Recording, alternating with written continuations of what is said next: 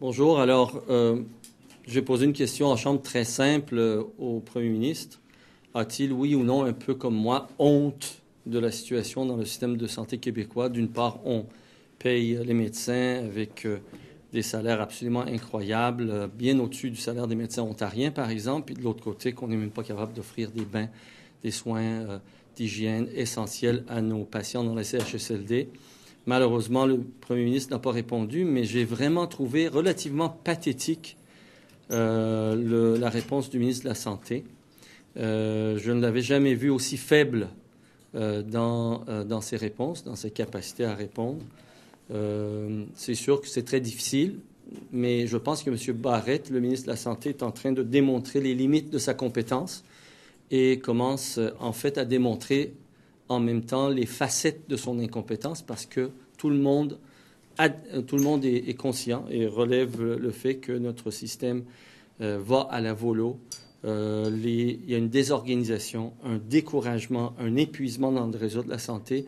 Les CLSC ne seront bientôt plus capables de fonctionner parce qu'on a dépouillé leurs ressources, on a détourné les ressources vers le système privé, vers les cliniques privées, des cliniques que les médecins ne sont même pas prêts à adopter, que les médecins ont manifesté clairement leur désintérêt pour ces supercliniques.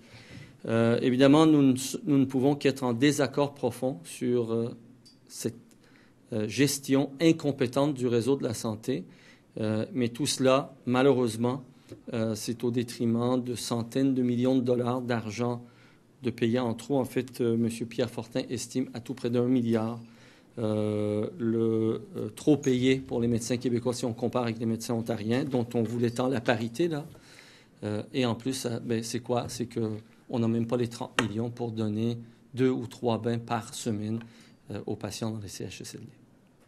Est-ce que la formule allemande des supercliniques, est-ce que c'est à rejeter, ça, ou quoi?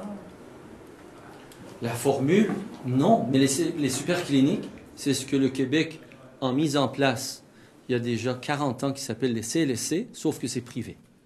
Alors la formule, si la formule est pour répondre aux besoins des patients, c'est quoi les supercliniques? Des services intégrés, médecins, infirmières, toutes sortes de monde, accès au plateau technique, la radiologie, des heures étendues, jours de la semaine, soirée, fin de semaine, et au service de la population, répartis sur tout le territoire. Mais je vous signale, ça s'appelle CLSC. Le seul ennui pour le ministre actuel et son gouvernement, soi-disant libéral, mais avec une vision conservatrice favorable uniquement au modèle privé, c'est qu'ils veulent voir ça payé par le public au service de propriétaires privés de cliniques qui sont souvent des médecins. Pas toujours, hein? Il faut bien s'entendre. Les supercliniques, comme beaucoup de cliniques actuelles, de plus en plus sont achetées par des fonds d'investissement privés qui appartiennent à tout un chacun. Il y a Médicis que vous connaissez, mais il y en a plusieurs autres. Ceux qui sont les gestionnaires de ça, c'est des investisseurs privés qui veulent faire de la piastre. Donc, c'est moi et vous qui payons, sans contrôle sur les horaires. Hein. Ils sont là en train de dire, par exemple, ceux qui se rapprochent le plus d'une superclinique, là, c'est la polyclinique Le Gardeur ou la polyclinique à Laval. La polyclinique Le Gardeur, c'est juste en face de mon hôpital. Je connais très bien cette polyclinique. Mais c'est sous contrôle des médecins. Puis c'est les médecins les boss. Puis c'est eux qui décident quand est-ce qu'ils ouvrent, quand est-ce qu'ils ferment. Alors que les CLSC, c'était exactement la même chose pour l'ensemble de la population, sur l'ensemble du territoire, financé par les publics, mais contrôlé par le public. Est-ce qu'il y a une question? Antoine, non? Pas de question. Ça va? Non, merci. Très bien. Merci de votre attention.